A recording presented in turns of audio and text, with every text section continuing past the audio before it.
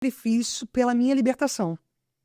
Foi uma das ferramentas que eu comecei além da libertação, eu falei, Senhor, eu quero fazer uma oferta, sacrifício. Porque quando Davi, ele entende que Gerar estava tendo fome, ele fala, tem alguma coisa errada. E ele vai pesquisar o porquê que Gerar estava tendo fome 3 anos. E era por causa do derramamento de sangue de Saul. E eu comecei a entender que na minha família tinha muito aborto, muito divórcio, assassinato, suicídio. Havia muito derramamento de sangue. Meu Deus. E aí eu comecei a entender que eu precisava renunciar os pecados geracionais, mais os pecados que eu vivia no pecado. A minha carne se alimentava do pecado. Porque a dor, ela te leva para o pecado. Ela te aproxima. A carência, a rejeição, gera dependência emocional. E eu vivia num plantio do pecado. Então, nunca ia acabar. Sim. Porque eu plantava pecado, me alimentava do pecado, o Satanás criava altares e mais os altares geracionais. Então, eu comecei a entender que eu precisava renunciar àqueles pecados. Porque havia muito derramamento de sangue sobre a minha família, sobre a história da minha família, muita feitiçaria. Então, eram muitas portas que precisavam ser confessadas. E como eu entendi que eu fui levantada através de todo esse processo para levantar a família, eu passei muita luta, porque muitos acidentes, muitos problemas aconteciam comigo. Eu me lembro que num desses períodos, todo dia eu perdia a chave.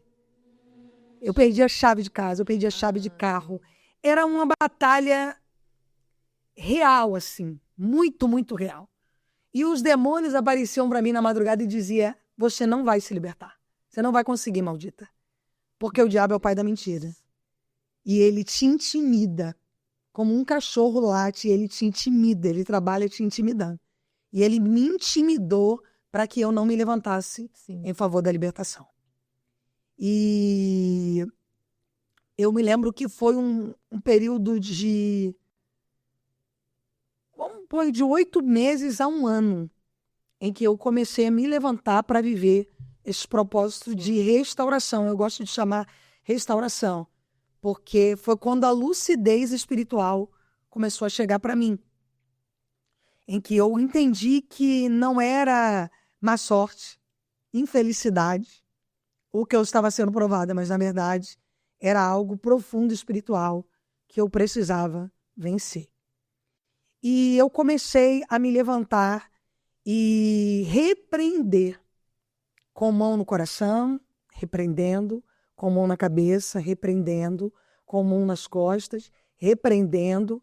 E eu comecei a perceber que eu ia ficando um pouco mais aliviada.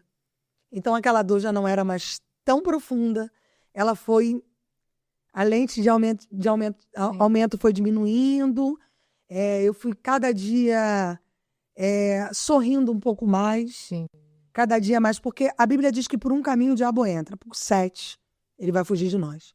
E eu comecei a identificar quais eram esses 7 pontos em que havia concentração de espíritos imundos. E eu comecei a orar. Cabeça, mente, garganta, que é o ponto que falamos, coração, estômago, que é onde nós acessamos comidas trabalhadas, comidas da mão de pessoas invejosas, cordões umbilicais, umbigo, 4 dedos abaixo do umbigo, pernas, raízes financeiras. A gente repara que toda vez que a pessoa está para ter um problema financeiro que ela tem, a perna incha, dá dor no joelho, dor nos ossos.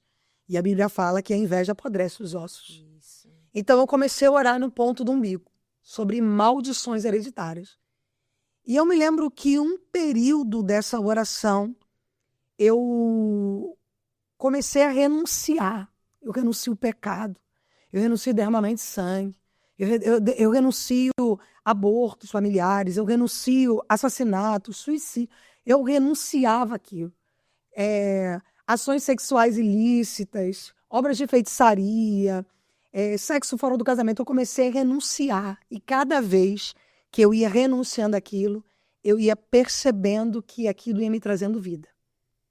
Você ia na igreja? Eu ia na igreja. Sim. Só que é o que eu te falei. Quanto mais eu ia na igreja, mais difícil... A perseguição, né? Aumentava Exatamente. mais. Que a irmã falou. Havia uma perseguição espiritual muito violenta. que eu sentia e é o que eu acredito que muitos cristãos ou muitas pessoas que estão em processo de Sim, libertação, elas passam, elas desistem, sim. porque elas estão pensando em morrer e elas vão para a igreja e elas são realmente ameaçadas por demônios, por pesadelos, as dores pioram, passa a ter dor no estômago. Porque hoje o trabalho de libertação que eu faço, quando a pessoa fala, eu tô orando, tô tendo dor de estômago, eu falo, é isso.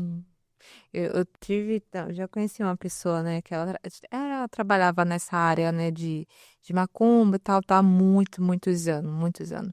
Ela aceitou a Deus, né, tal, mas ela não conseguiu. Foi uma batalha constante. O inimigo ameaçava, vou te matar, você vai morrer. E no final ela não aguentou e saiu, né, da igreja e voltou a fazer o que fazia antes. Por quê?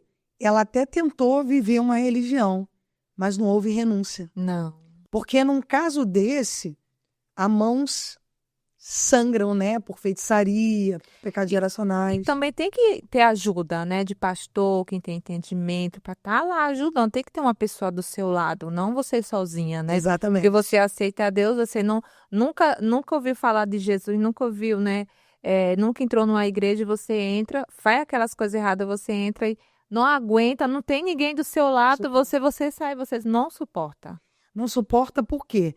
Porque a nossa luta não é contra a carne nem contra a sangue. E as ferramentas que a pessoa tem é carnal. E é principados e potestades. Então, por isso que a gente vê as pessoas naquele primeiro amor, eu estou jejuando, eu estou orando, está piorando. Porque, na verdade, ela jejua e ora, mas não tem renúncia. E é como a irmã falou, hoje nós temos muito pouco trabalho nessa profundidade de libertação nas igrejas. Então, as pessoas estão cada dia mais se tornando religiosa e menos acessando o sangue de Cristo. Isso. Que é como a irmã falou, a pessoa precisa ter uma orientação.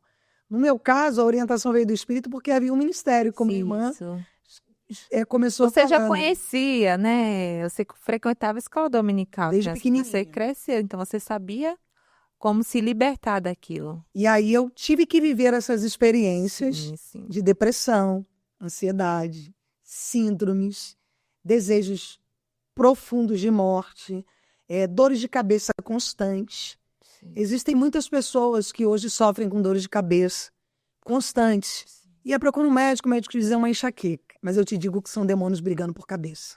Espíritos imundos que brigam por cabeça. Pessoas que... Dores nos ossos inteiro. Te digo que tem demônios que se alojam nos ossos através da inveja. Sangue, corrente sanguínea hereditária, que vem de raízes. Então, existem muitas doenças e muitos processos que nós estamos... Se você gostou desse corte, te convido a assistir a continuação dele. É só você clicar no link que está na descrição desse vídeo. E não se esqueça de conhecer o nosso site, que é crentepodcast.com.br. Amém?